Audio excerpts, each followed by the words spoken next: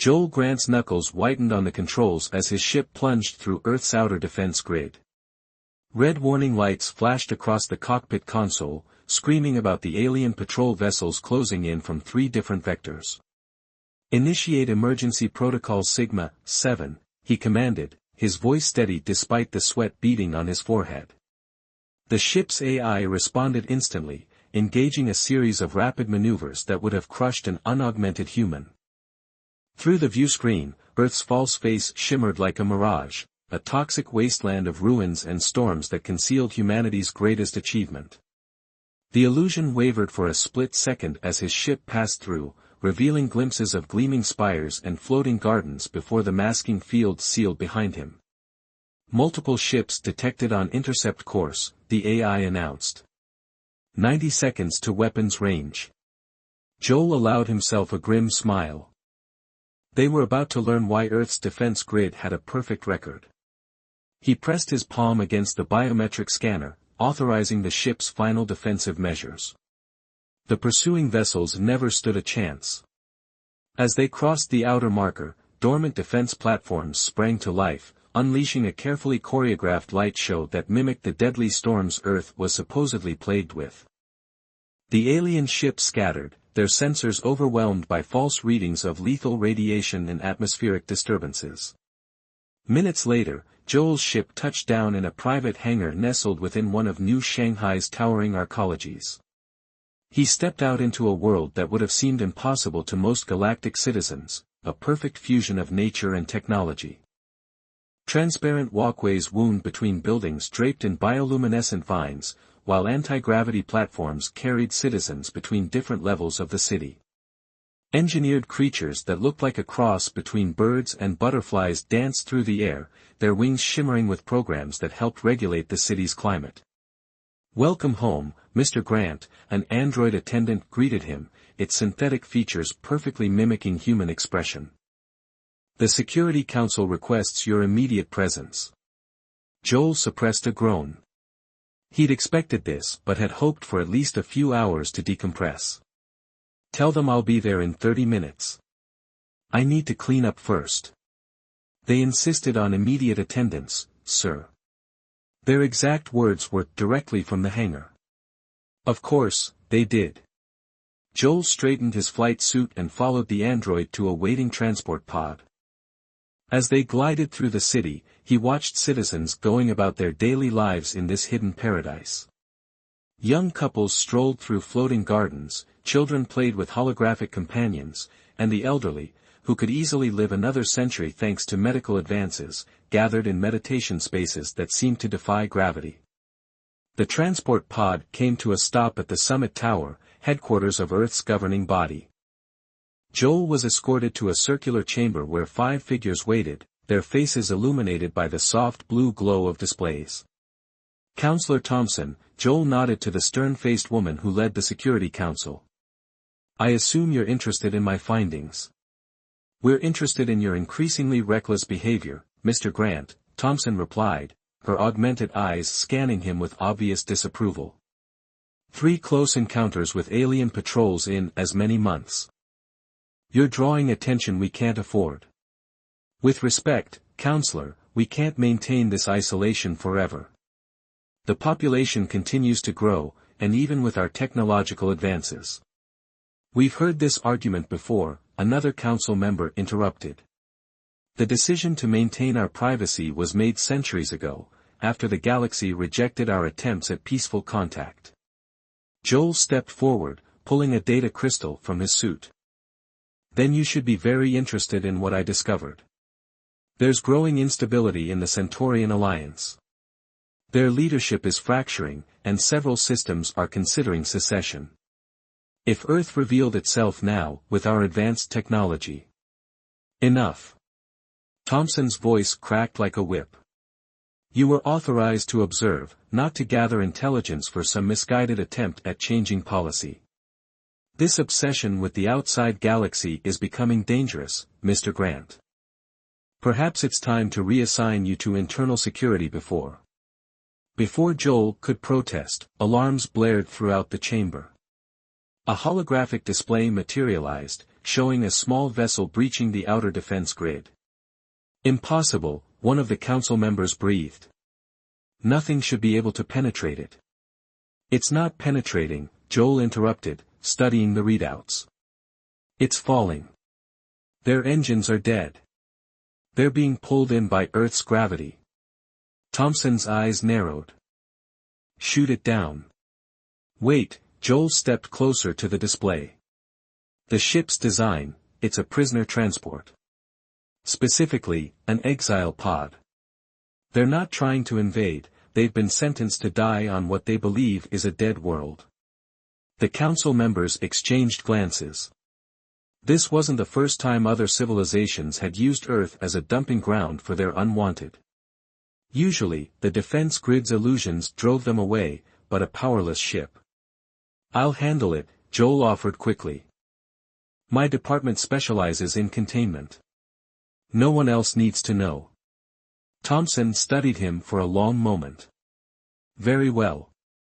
But understand this, Mr. Grant, if word of this reaches the general population, the consequences will be severe. Joel was already moving. His private transport took him to the crash site, well outside the city limits, in an area where the paradise of Earth gave way to carefully maintained wilderness. The exile pod had carved a deep groove into the earth before coming to rest in a small valley.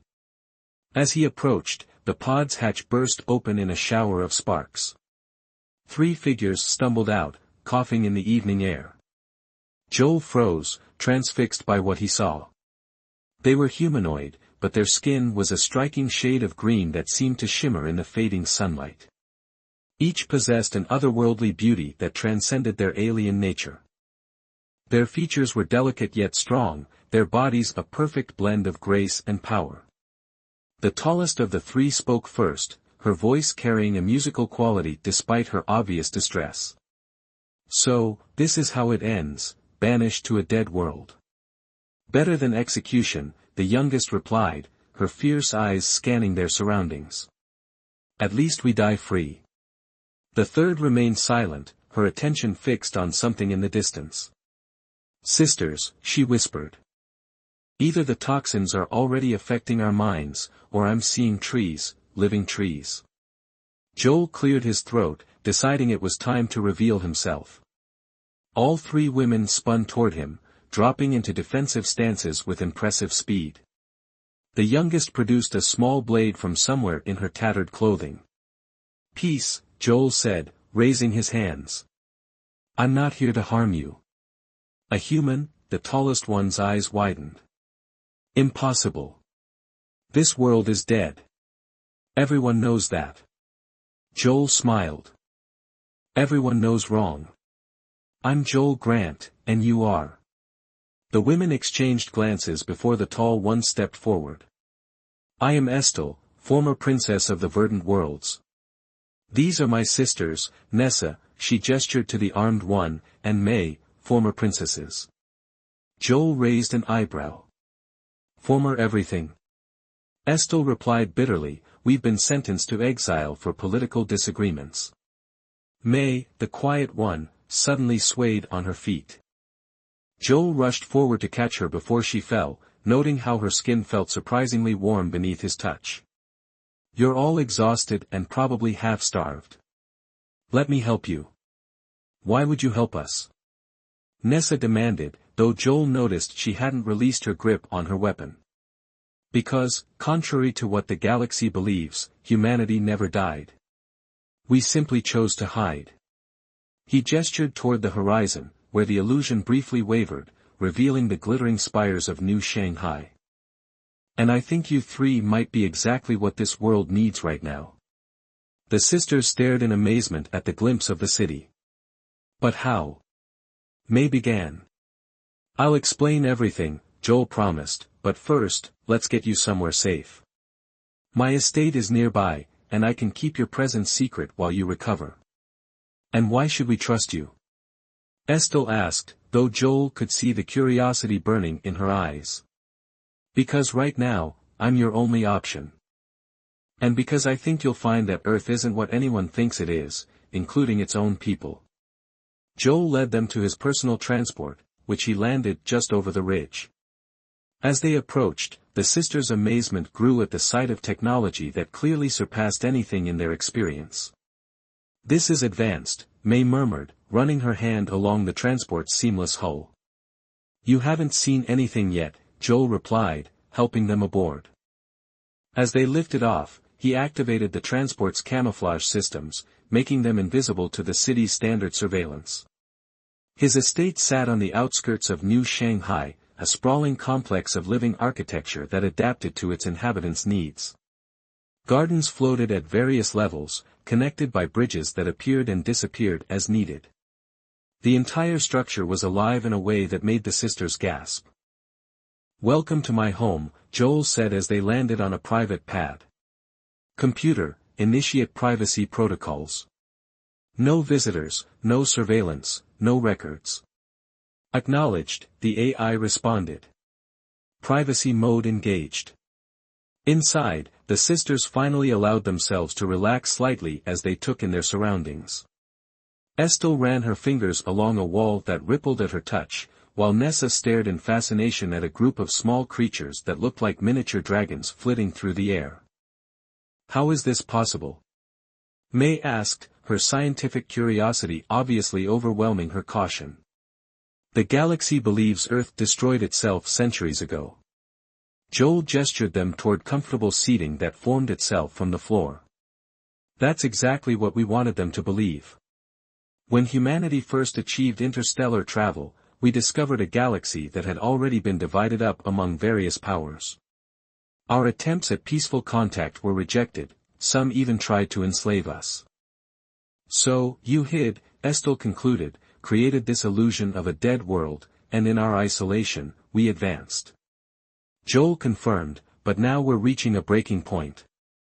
Earth's population grows, and more people question whether we should remain hidden. And where do we fit into this?" Nessa asked bluntly. Joel smiled. "That depends on you. But first, let's get you cleaned up and fed. There are medical facilities here that can treat any injuries, and the synthesizers can create any food you're familiar with." As the sisters were led away by service androids, Joel couldn't help but feel that something momentous had just begun. These three women, each extraordinary in her own way, might be exactly what Earth needed to break free from its self-imposed exile. But first, he had to keep them hidden from a Security Council that was already suspicious of his activities, and somehow, he had to figure out why his heart raced every time Estelle's eyes met his, or when Nessa's fierce grin flashed in his direction, or when May's quiet intelligence showed in her thoughtful glances. This was either going to be the best decision he'd ever made or the one that finally got him in trouble he couldn't talk his way out of. Hours later, Joel found himself in his study with the three transformed women. Clean, properly dressed in Earth fashion, and fed, they looked even more striking. Their green skin seemed to glow with renewed vitality, highlighting features that would turn heads in any species. "So, Joel," Estelle said, gracefully settling into a floating chair, "tell us more about this paradise you've built while hiding from the galaxy." She wore a flowing dress that adapted to her movements, the fabric shifting colors subtly with each gesture. "Paradise has its price," Joel replied, watching as Nessa prowled the room's perimeter. The youngest sister had chosen more practical attire, a fitted suit that emphasized her warrior's physique. "We can control the weather, cure almost any disease, extend life far beyond natural limits, but we're trapped here." May looked up from a data tablet she'd been absorbing information with frightening speed. "Your technology, it's centuries ahead of anything I've studied. The quantum mechanics alone are probably why the Council's so paranoid about revealing our existence," Joel interrupted gently. "We've evolved far beyond what the galaxy would accept." "Except they'd try to steal it all within days of discovery," Nessa scoffed. She paused at a window, watching as artificial auroras danced across the evening sky, part of the city's atmospheric maintenance system. Estelle's eyes narrowed. "You're not supposed to be helping us, are you?" "No," Joel admitted. "Standard protocol would be to either turn you away or eliminate the security risk. Yet here we are. May observed quietly, why? Joel stood, walking to a wall that transformed into a vast display of Earth's solar system. Because something has to change. We can't keep hiding forever, and I think you three might help prove that. How? Nessa demanded. You've seen what we're capable of, but more importantly, you've seen that we're still human, still capable of compassion, of taking risks for others. He turned to face them. The galaxy needs to know that. A soft chime interrupted them.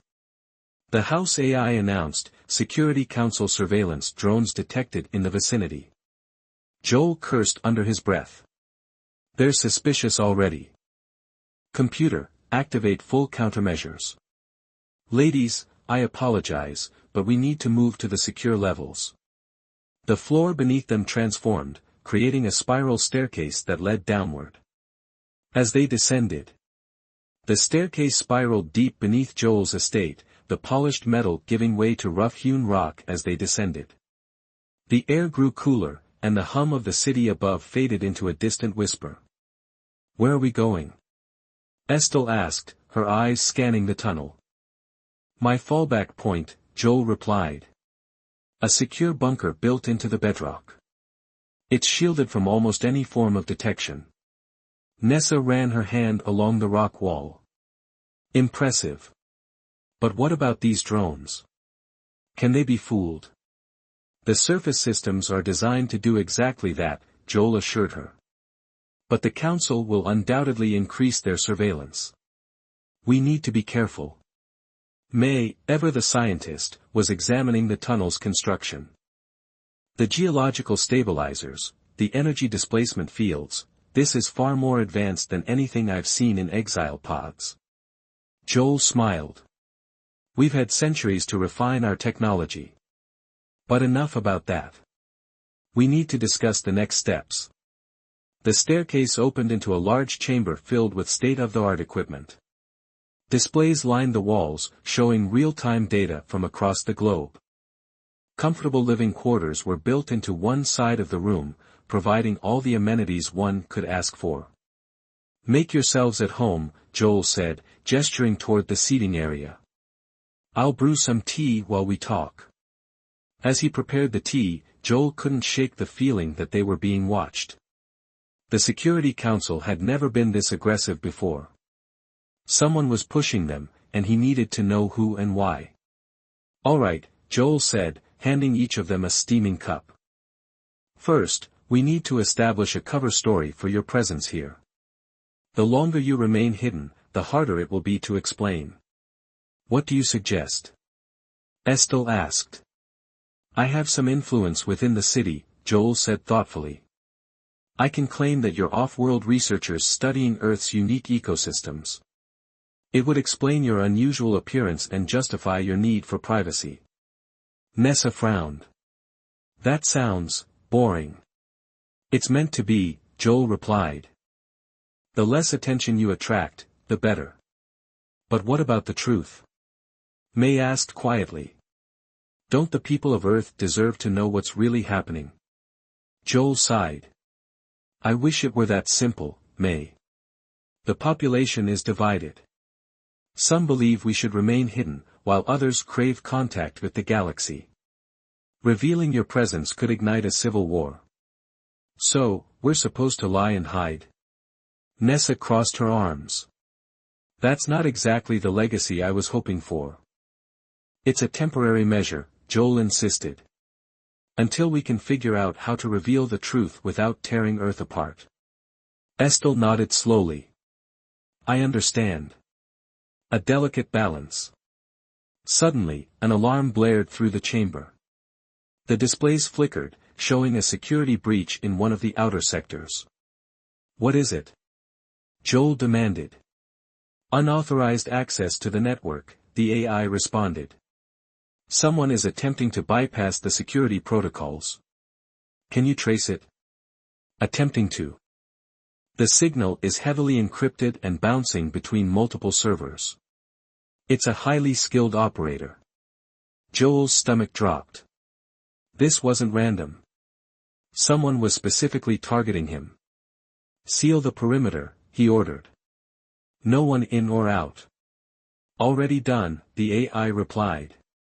As Joel worked with the AI to track the intrusion, Estelle, Nessa, and May watched him with concern. Who would do this?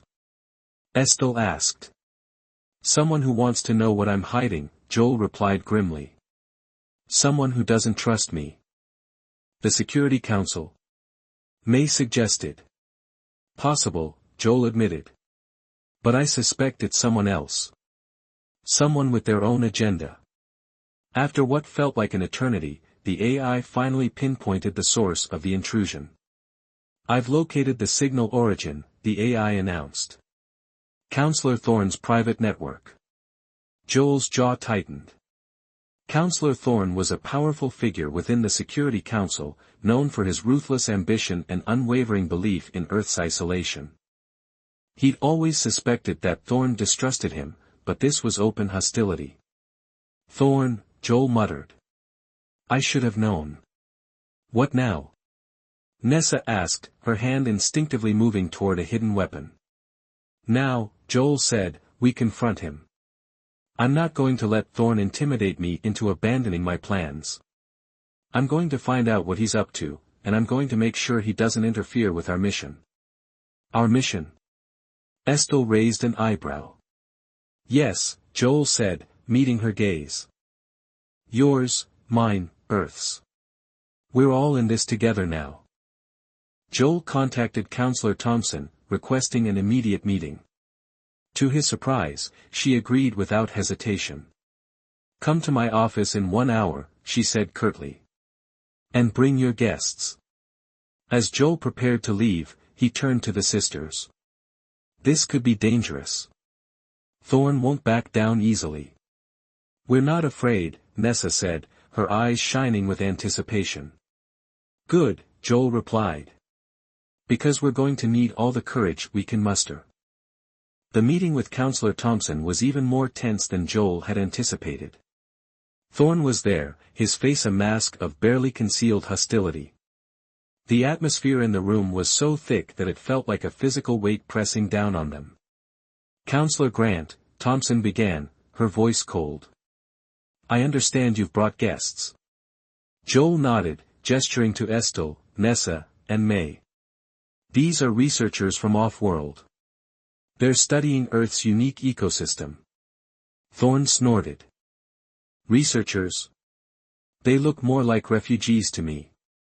They're here with my full authorization, Joel said, his voice steady. I assure you, they pose no threat to Earth's security. I'm not so sure about that, Thorne replied, his eyes narrowing. I've been investigating your activities, Grant. You've been spending a lot of time outside the city limits. You've been accessing classified information without authorization. And now, these researchers suddenly appear on Earth. It all seems rather suspicious, wouldn't you say? I can explain everything, Joel said, trying to keep his voice calm. I doubt that, Thorne said, standing up and pacing the room.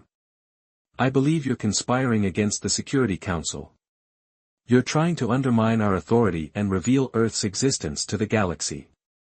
That's not true, Joel protested. I'm only trying to. Silence. Thorne roared, slamming his fist on the table. I've had enough of your lies. I'm placing you under arrest, Grant. And these researchers will be detained for questioning. Before Joel could react, guards stormed into the room, weapons drawn. Nessa stepped forward, her hand reaching for her hidden blade, but Joel stopped her. Don't, he whispered. We can't win a fight here. I won't let them arrest you, Nessa said, her eyes blazing with defiance. Trust me, Joel said. I have a plan. As the guards closed in, Joel raised his hands in surrender. Very well, Counselor Thorne. You win. But I assure you, this isn't over. The truth will come out, sooner or later. Joel and the sisters were taken into custody and transported to a secure detention facility. As they were led away, Joel caught Counselor Thompson's eye. Her expression was unreadable, but he sensed a flicker of doubt in her gaze. Perhaps, just perhaps, he still had an ally within the Security Council. In the detention cell, Joel turned to the sisters. "I'm sorry I got you into this." "Don't be," Estelle said, her voice firm. "We knew there would be risks." "What's the plan?" Nessa asked, her eyes shining with anticipation. Joel smiled. "The plan is simple. We break out of here and expose Thorn for what he is." "How?" May asked, ever practical. "I have some contacts within the city's underworld," Joel said. "They owe me a few favors. I'll send them a message, and they'll help us escape." "And then what?" Estelle asked. "Then," Joel said, his eyes gleaming with determination, "we reveal the truth about Earth to the galaxy, no matter the cost." Meanwhile, Thorn returned to his private office, a triumphant smirk on his face. He activated a secure comm channel and contacted a shadowy figure on a distant space station. "The prisoners are in custody," Thorn said. "Grant and the alien princesses." "Excellent," the figure replied, his voice distorted by encryption. "Now, eliminate them. All of them. I don't want any loose ends." Thorn hesitated. "Are you sure that's necessary? Killing them could cause problems." "I don't care about problems," the figure snapped. "I want them dead. Do you understand?" Thorn swallowed hard. "Yes, sir. I understand." As the comm channel closed, Thorn stared out the window at the glittering city below. He knew he was playing a dangerous game, but he was convinced that he was doing what was best for Earth. He would do whatever it took to protect his home, even if it meant sacrificing innocent lives. Back in the detention cell, Joel worked furiously to bypass the security systems. He knew that Thorn wouldn't let them live for long. They had to escape, and they had to escape now. The fate of Earth depended on it. With a final surge of energy, Joel broke through the last security barrier. "All right, ladies," he said, his voice filled with determination. "It's time to go." The spiral staircase deposited them in a lower level that felt both ancient and technologically advanced.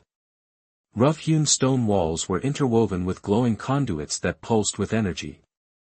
This was a part of Joel's estate that even the service androids rarely accessed. "This place." Estelle began, her voice echoing slightly in the cavernous space. "It feels like it's part of the Earth itself."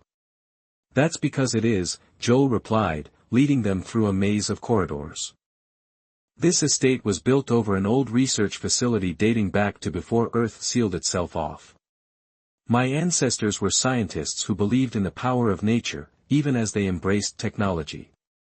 Nessa, ever alert, scanned their surroundings. "Are we safe here?" "Safer than anywhere else," Joel assured her. "This place is shielded against almost any kind of intrusion. But we can't stay hidden forever. We need a plan." "We need information," May stated, her eyes already scanning the displays that lined the walls. "Thorn is clearly acting on someone else's orders. We need to know who's pulling his strings and why." "I agree," Joel said. "But Thorn is a master of secrecy. Getting close to him will be difficult." "Then perhaps we should look at the bigger picture," Estelle suggested. "Why did Earth choose to isolate itself in the first place? What happened to make humanity turn its back on the galaxy?"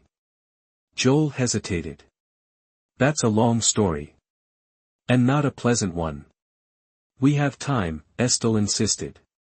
"And understanding the past might be the key to shaping the future." Joel sighed. "Very well. But don't say I didn't warn you." He gestured to a holographic projector, which sprang to life, displaying images of a vibrant, bustling Earth, centuries in the past. "This is Earth before the isolation," Joel explained. "A thriving world, a hub of scientific and cultural innovation. Humanity had just begun to explore the stars, eager to make contact with other civilizations." The images shifted, showing scenes of Earth's first encounters with alien races. At first, the interactions were positive, filled with hope and promise. But soon, things began to change. Earth's advanced technology attracted unwanted attention, Joel continued. The major galactic powers saw us as a threat, a potential rival. They tried to control us, to exploit our resources. And when we resisted, they turned to force. The images became darker, showing scenes of war and destruction. Earth's cities were bombarded, its defenses overwhelmed. Humanity fought back fiercely, but they were outmatched. In the end, Earth was on the verge of annihilation, Joel said, his voice heavy with sadness. The Security Council, in its wisdom, made a difficult choice. They decided to sever all ties with the galaxy, to create the illusion of a dead world. It was the only way to ensure our survival. So, Earth chose to hide rather than fight, Nessa said, her voice tinged with disappointment. It wasn't a choice made lightly, Joel replied. But the Council believed it was the only option. And for centuries, it worked. We rebuilt our civilization in secret, developing technologies that surpassed anything the galaxy could imagine. But at what cost? May asked quietly. Earth has become a prison. Its people are afraid to reach out, afraid to take risks. Is that really living? Joel didn't have an answer. He knew that May was right. Earth had become stagnant, trapped in its own self-imposed isolation. But breaking free would be dangerous, perhaps even suicidal. Suddenly, May gasped, her eyes fixed on one of the displays. Joel, look at this. I found something in the archives. The display showed a series of encrypted files, dating back to the early days of the isolation. May quickly decrypted them, revealing a hidden truth about Earth's past. These files, they're about a secret project, May said, her voice trembling with excitement. A project designed to create a weapon capable of destroying entire star systems. Joel stared at the display in disbelief. That's impossible. Earth would never. But it did, May insisted. This project was authorized by the Security Council, in secret. They believed it was the only way to deter future attacks. But the weapon was never completed, Joel said, clinging to the hope that Earth hadn't crossed that line. Not exactly, May replied grimly. The project was abandoned, but the research continued in secret. And according to these files, they were close to a breakthrough. But why would Thorne want to revive such a project? Estelle asked. It would be madness. Unless. Joel's eyes widened. Unless Thorne is planning to use the weapon to blackmail the galaxy. To force them to leave Earth alone, forever. That's insane, Nessa said. He'd be risking another war. Thorne doesn't care about war, Joel replied. He only cares about power. And with that weapon, he could rule the galaxy. We have to stop him, Estelle said, her voice filled with determination. But how? Joel asked. Thorne has the entire Security Council behind him. We're just 3 exiled princesses and a disgraced Earth agent. We're more than that, Nessa said, her eyes blazing with defiance. We're warriors. We're survivors. And we're not afraid to fight for what's right. As if on cue, an alarm blared through the chamber. The AI announced, intrusion detected. Multiple hostiles approaching. They found us, Joel said grimly. It's time to fight. Nessa grinned. Finally. I was beginning to get bored. Joel activated the chamber's defenses, sealing the entrances and deploying a series of automated turrets. But he knew it wouldn't be enough to hold off Thorne's forces for long. We need to escape, Joel said. There's a secret exit that leads to the city's underworld. It's our only chance. As they made their way through the hidden passages, they could hear the sounds of battle raging behind them. Thorne's forces were relentless, determined to capture them at all costs. Finally, they reached the exit, a hidden hatch that opened into a dark, grimy alleyway. As they stepped out into the night, they were greeted by a group of shadowy figures. "Welcome, Mr. Grant," a gruff voice said. "We've been expecting you." The figures were members of the city's underworld, smugglers, hackers, and black marketeers. They were a dangerous bunch, but they were also fiercely loyal to Joel. "I need your help," Joel said. "Thorn is planning to destroy the galaxy. We have to stop him." The leader of the group, a grizzled old man named Victor, nodded grimly. "We're with you, Joel. Thorn has been squeezing us for too long. It's time to take him down." "We'll need weapons, information, and a place to hide," Joel said. "We'll provide everything you need," Victor replied. "But be warned, Joel. Thorn has eyes and ears everywhere. This won't be easy." "I know," Joel said. "But we have no choice. The fate of Earth depends on it." As they disappeared into the shadows of the city, Nessa couldn't help but smile. This was exactly the kind of adventure she had been hoping for. She was a warrior, born and bred, and she was ready to fight for what she believed in. But as she looked at Joel, she couldn't help but wonder what was driving him. Was he truly motivated by a desire to save Earth, or was there something else at play? She had a feeling that Joel Grant was hiding something that could change everything. Meanwhile, May felt a growing sense of unease. She had uncovered a terrible secret about Earth's past, a secret that could destroy everything she believed in. She didn't know if she could trust Joel, or even her own sisters. All she knew was that she had to find a way to stop Thorn, before it was too late. As for Estelle, she felt a sense of destiny pulling her forward. She had been exiled from her home, sentenced to die on a forgotten world. But now, she had a chance to make a difference, to save not just Earth, but the entire galaxy. She knew that the road ahead would be long and dangerous, but she was ready to face whatever challenges lay ahead. The whispers of rebellion were growing louder, and Earth was about to be shaken to its core. As they navigated the grimy alleyways, Victor led them to a hidden doorway concealed behind a stack of discarded shipping containers. The door opened into a dimly lit bar, filled with the murmur of hushed conversations and the clinking of glasses. This was the Rusty Cog, a notorious underworld haunt. "Welcome to our humble abode," Victor said, gesturing for them to enter. "Make yourselves comfortable. We'll get you what you need." The bar's patrons eyed them with curiosity, but no one dared to approach. Joel was a legend in these parts, a man who could be both ruthless and generous, depending on the situation.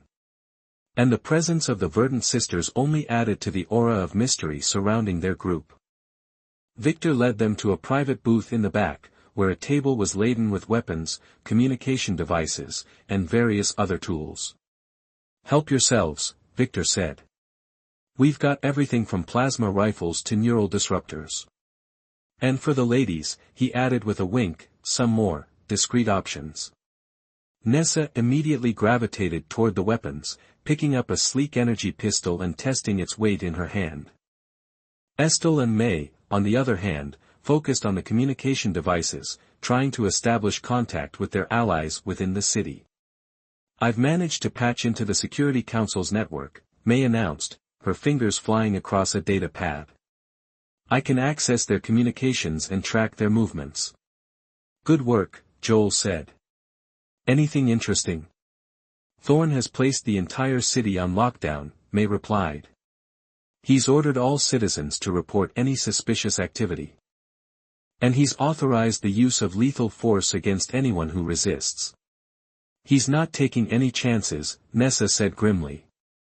"We need to find a way to get Thorn to drop his guard," Estelle said thoughtfully. "To make him think that we're no longer a threat." "I have an idea," Joel said, a glint in his eye. "I know someone within the Security Council who might be willing to help us. Someone who's been secretly working against Thorn for years." "Who?" Estelle asked. "Counselor Alina," Joel replied.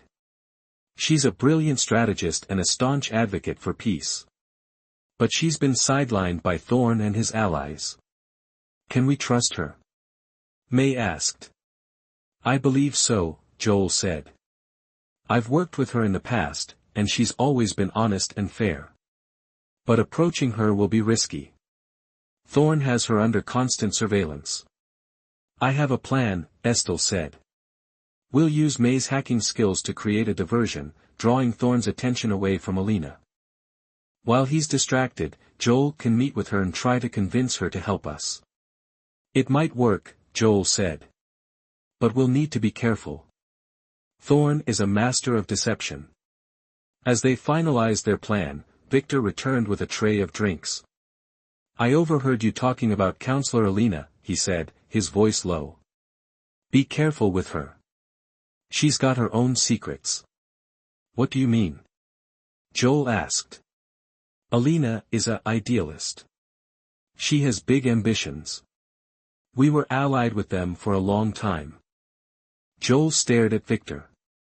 Why are you telling me this? Because I don't want to see you get hurt, Joel. I've known you for a long time, and I respect you. But you're playing a dangerous game. And Alina is a dangerous player. Joel thanked Victor for the warning and turned back to the sisters. We need to be careful about Alina. She may have her own agenda. We don't have a choice, Estelle said. She's our only hope.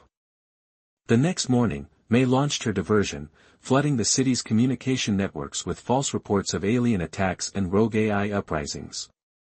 The chaos threw Thorn's forces into disarray, creating the opening that Joel needed to contact Alina. Joel arrived at Alina's private residence, a secluded villa nestled in the hills outside the city. The villa was heavily guarded, but Joel managed to slip past the security patrols with the help of Victor's contacts. Alina greeted Joel with a warm smile, but her eyes were filled with concern. Joel, what are you doing here? Thorn has the entire city looking for you. I need your help, Alina, Joel said. Thorn is planning to use a weapon to blackmail the galaxy. We have to stop him. Alina's eyes widened. A weapon? What are you talking about? Joel explained everything, from the secret research project to Thorn's plan to revive it. Alina listened intently, her expression growing more grim with each passing moment. This is madness, Alina said. Thorn has gone too far. Will you help us? Joel asked. Alina hesitated. I want to help, Joel. But Thorn has eyes and ears everywhere. If he finds out that I'm working with you, he'll destroy me. I know the risks, Joel said. But we have no choice. The fate of Earth depends on it. Alina stared at Joel for a long moment, her expression filled with anguish. Finally, she nodded. All right, Joel. I'll help you. But we need to be careful. Thorn is not a man to be trifled with. Alina provided Joel with valuable information about Thorn's plans and the location of the secret research facility. She also offered to use her influence within the Security Council to slow Thorn down. I'll do what I can, Alina said. But I can't guarantee that it will be enough. Thorn is too powerful. We'll find a way, Joel said, his voice filled with determination. We have to. As Joel prepared to leave, Alina placed her hand on his arm. Joel, be careful. I don't want to see you get hurt. I'll be fine, Joel said, smiling reassuringly. But thank you, Alina. For everything. Joel returned to the rusty cog, where he shared the information with Estelle, Nessa, and May. They were all relieved to have Alina's support, but they knew that the fight was far from over. We need to get to that research facility before Thorn can activate the weapon, Estelle said. But it will be heavily guarded. I have a plan, Nessa said, a glint in her eye. We'll use our skills to infiltrate the facility and disable the weapon from the inside. It's risky, Joel said. But it might be our only chance. As they prepared for their mission, they received a message from Victor. Joel, Thorn knows about Alina. He's sending forces to arrest her. We have to warn her, Joel said. Joel contacted Alina, urging her to flee the city. But Alina refused. I can't run, Joel, she said. I have to stay and fight. The people of Earth deserve to know the truth. But Thorn will kill you, Joel protested. I'm willing to risk it, Alina said. The truth is worth fighting for. As the Security Council forces stormed her villa, Alina sent out a message to the citizens of Earth, revealing Thorn's plan and urging them to resist. The message spread like wildfire, igniting a spark of rebellion in the hearts of many. But Thorn was not about to let Alina's message go unanswered. He ordered the city's communication networks shut down and deployed his forces to quell the growing unrest. Earth was on the brink of civil war, and Joel, Estelle, Nessa, and May found themselves caught in the middle. They had to choose a side, and they had to choose it now. What do we do? May asked, her voice trembling with fear. We fight, Joel said, his eyes blazing with determination. We fight for Earth, for the truth, and for the future. As they prepared for battle, they knew that their actions would determine the fate of Earth. They were just a small group of rebels, but they were determined to make a difference. And they were ready to fight to the death. As Alina's message reverberated through the city, the meticulously crafted illusion of unity began to crumble. Citizens emerged from their arcologies, drawn by a mix of fear, curiosity, and a long-dormant yearning for something more. They gathered in the floating gardens, on the transparent walkways, and in the meditation spaces, their faces alight with a newfound sense of purpose. But Thorn's forces were quick to respond. Security drones swarmed the city, broadcasting warnings and threatening violence. Soldiers in armored suits patrolled the streets, their weapons trained on anyone who dared to defy their authority. We have to reach the research facility, Joel said, his voice echoing through the rusty cog. If Thorn activates that weapon, it's over. But the city is crawling with soldiers, Estelle protested. How can we possibly get through? We'll use the tunnels, Nessa said, a sly grin on her face. Victor showed me a few secret passages that Thorn doesn't know about. And I can use my hacking skills to disable the security systems, May added. It won't be easy, but it's our only chance. As they prepared to leave, Victor approached Joel. I'm coming with you, he said, his eyes filled with determination. I owe you, Joel. And I can't stand by and watch Thorn destroy everything we've built. Thank you, Victor, Joel said, clapping him on the shoulder. But are you sure about this? It's going to be dangerous. I've lived a dangerous life, Victor replied. One more risk won't make a difference. They set off through the tunnels, a motley crew of rebels united by a common cause. Joel led the way, his knowledge of the city's hidden passages guiding them through the darkness. Nessa scouted ahead, her warrior instincts alert to any potential threats. May remained in contact with Alina's allies, gathering intelligence and coordinating their movements. Estelle watched their back, her alien senses attuned to any signs of danger. And Victor provided them with weapons, supplies, and a healthy dose of underworld cunning. As they neared the research facility, they encountered heavy resistance. Thorn's forces had anticipated their movements and set up roadblocks and ambushes along their path. We're not going to make it, Estelle said, her voice filled with despair. There are too many of them. We have to keep fighting, Joel said. We can't give up now. Just when it seemed like all hope was lost, a group of Earth soldiers appeared, their weapons blazing. They were led by a grizzled old veteran named Commander Jonas, who had been secretly training a rebel force within the city. We heard Alina's message, Jonas said. And we're here to fight for Earth. With the help of Jonas's soldiers, they managed to break through Thorn's defenses and reach the research facility. But the facility was heavily fortified, with multiple layers of security and a battalion of soldiers guarding the entrance.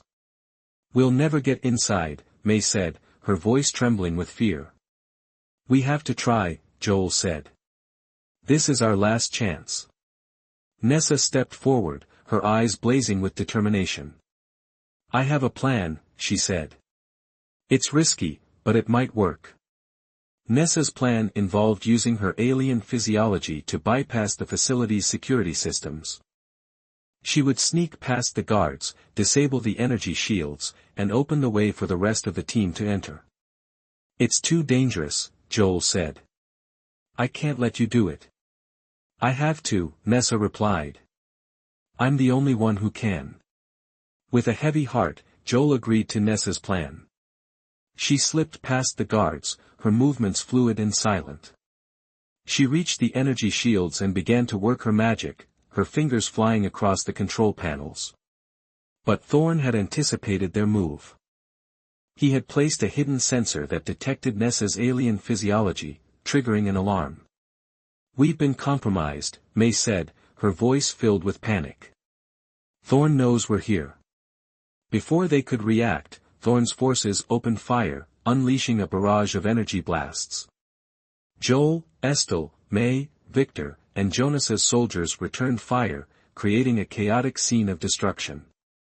Nessa, despite the chaos, managed to disable the energy shields, opening a path into the facility.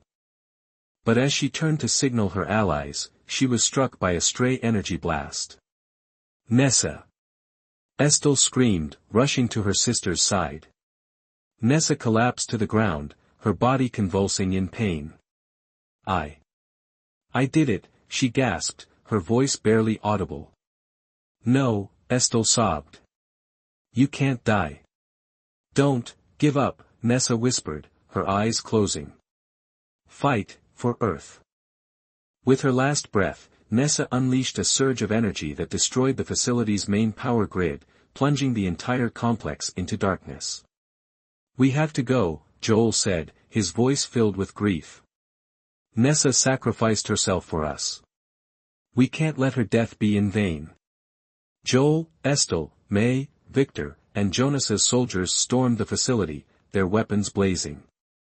They fought their way through the darkness, their determination fueled by Nessa's sacrifice. Finally, they reached the control room, where Thorn stood before the weapons activation console. His face was twisted with rage and desperation. "You can't stop me," Thorn screamed. "I'm doing this for Earth." "You're destroying Earth," Joel replied. "You're turning us into monsters." "I won't let you interfere," Thorn said, his fingers hovering over the activation button. Before he could press it, Estelle stepped forward, her eyes glowing with otherworldly power. She unleashed a surge of energy that knocked Thorn off his feet and sent him crashing against the wall. "It's over, Thorn," Estelle said. "You've lost." Thorn struggled to his feet, his face contorted with hatred. He lunged at Estelle, his hands outstretched. But before he could reach her, Victor stepped in front of her, taking the brunt of Thorn's attack. Thorn's fingers closed around Victor's throat, choking the life out of him. "Victor!" Joel screamed, rushing to his friend's side. Victor looked at Joel, a faint smile on his face. I did my part," he whispered, his eyes closing. Joel, filled with grief and rage, turned to Thorn. "You're going to pay for this," he said, his voice trembling with fury. Joel unleashed a series of punches and kicks, his movements fueled by adrenaline. Thorn, weakened and disoriented, was no match for Joel's onslaught. Finally, Joel knocked Thorn to the ground, his body limp and lifeless. "It's over," Joel said, his voice barely audible. "Thorn is dead." With Thorn gone, the remaining soldiers surrendered, and the weapon was deactivated. Earth was safe, but at a terrible cost. In the aftermath of the battle, the Security Council was dissolved, and a new government was formed, one that was committed to peace, justice, and transparency. Alina was elected as the new leader of Earth, and she vowed to build a better future for her people. Earth emerged from its isolation, reaching out to the galaxy with open arms. They shared their technology, their knowledge, and their culture, becoming a beacon of hope and inspiration. Estelle, May, and Joel became ambassadors for Earth, traveling to different worlds and forging alliances with other civilizations. They told the story of Earth's past, its struggles, and its triumphs, inspiring others to overcome their own challenges and embrace a future of peace and cooperation. And as they looked to the future, they never forgot the sacrifices that had been made to make it all possible. They remembered Nessa, Victor, and all those who had given their lives for Earth. And they vowed to honor their memory by building a better world for all. The verdant legacy had begun.